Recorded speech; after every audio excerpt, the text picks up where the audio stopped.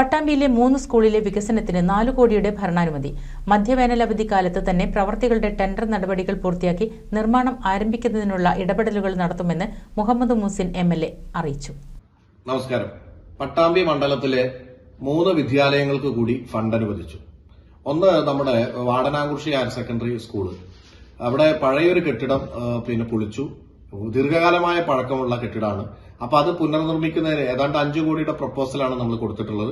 അതിൽ ആദ്യ ഘട്ടം എന്നുള്ളവർക്ക് 2 കോടി രൂപയാണ് അനുവദിച്ചിട്ടുള്ളത്. അതോടൊപ്പം തന്നെ നമ്മുടെ വാടനാകുറിശി ഗവൺമെന്റ് LP സ്കൂളുണ്ട്.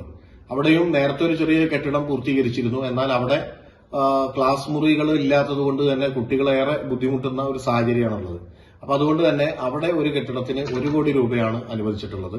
പിന്നെ നമ്മുടെ തത്തനംപുള്ളിയുള്ള ചുണ്ടമ്പറ്റ ഗവൺമെന്റ് UP സ്കൂള്, ആ സ്കൂളില് കെട്ടിടത്തിന്റെ അഭാവം വലിയ രീതിയിൽ ജനങ്ങൾ അവിടുത്തെ പ്രദേശത്തെ ആളുകളൊക്കെ തന്നെ ആവശ്യപ്പെട്ടിട്ടുള്ളതാണ്. 1 കോടി രൂപയാണ് അവിടെ അനുവദിച്ചിട്ടുള്ളത്. അങ്ങനെ മൊത്തം 4 കോടി രൂപയാണ് ബഹുമാനപ്പെട്ട വിദ്യാഭ്യാസ വകുപ്പ് മന്ത്രിയെ കണ്ട് ഈ ആവശ്യങ്ങൾ ഉന്നയിച്ചപ്പോൾ ഈ വിദ്യാലയങ്ങൾക്ക് വേണ്ടി അനുവദിച്ചിട്ടുള്ളത്. ഇതോടൊപ്പം തന്നെ നമ്മൾ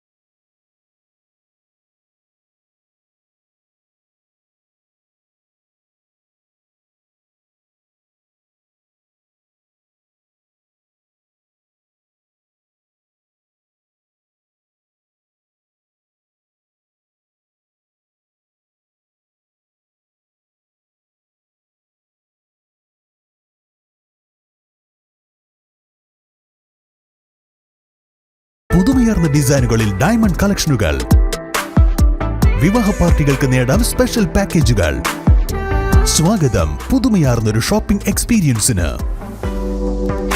Kerala golden diamonds, the family jeweller, main road, Vadakkekad.